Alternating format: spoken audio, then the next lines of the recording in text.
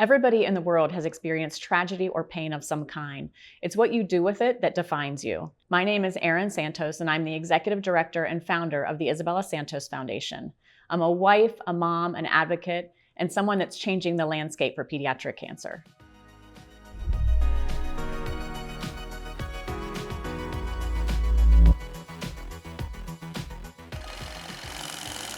Back in 2007, my 2-year-old daughter was complaining of back pain and stomach pain, led to different doctor's appointments, and we were told at that time that she had a stage 4 tumor in her stomach.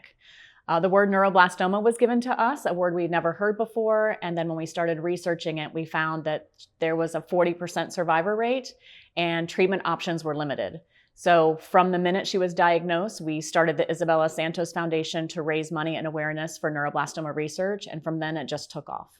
The majority of the foundation in the beginning was really run by my daughter, and I didn't realize at the time how unbelievably unique she was until years passed. And you see that there aren't very many kids that are out there standing on stage, telling their story, asking people to come out to a 5K or donate blood, and she was doing it. And we just thought that's who she was and that's what every kid would do. So we just kind of followed her lead. And then in 2012, when she passed away, we had to make a decision. Do we continue to carry this torch that she had lit, or do we decide that our cancer journey is done and we just want to have a new life? I decided to continue with the foundation. And I look back at those years of the foundation, and I really do think that between Isabella's story and my story of after she passed away, that's why the foundation is so strong today, because we told the story in a different way. There's so many great stories out there that cancer organizations bring out that are so positive, but our family was different. We told the story like it was real. The good, the bad, the ugly.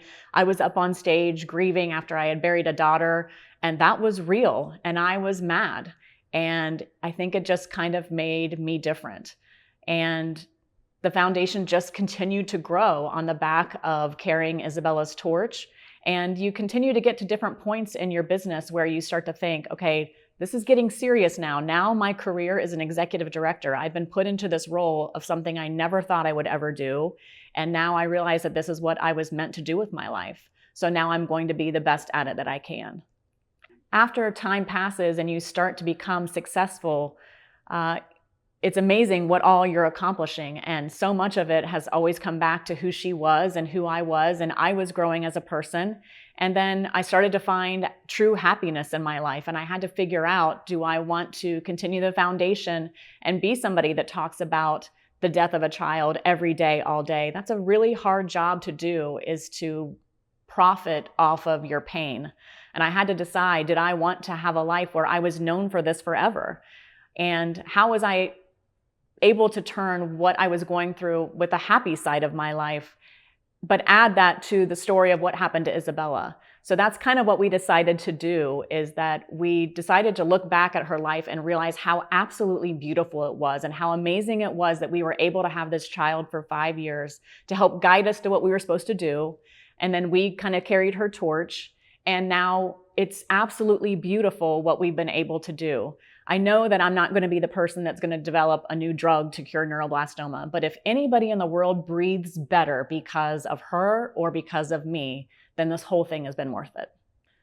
The things that keep us going is just the kids that we see every day. We're in that hospital, seeing them, meeting their families, hearing their stories, and their stories may be just a little bit different than mine, but they're so relatable. And I look into their kids' eyes, I see Isabella, I look into their parents' eyes, and I see how scared they are. And I know that they look at me as hope. They know that I'm out there trying to do something to save their kid because they don't have time to do that. So I think so many times we say we're trying to do this for kids that we don't even know even have cancer yet. And that's why someone has to get involved, because you never know when it could be you. And every day we meet these kids and they're all worth saving. I think one of the things that makes this organization so successful is because we go about it differently. I think that there's so many nonprofits out there. There's so many people that are asking for your money. And I just think that I feel like it's a script that they all read over and over. And for me, whatever that script that they're reading, I want to do the exact opposite. I want to tell you exactly what it's like to go through cancer, what that feels like, looks like, how scary it is. and the fact that there is hope out there.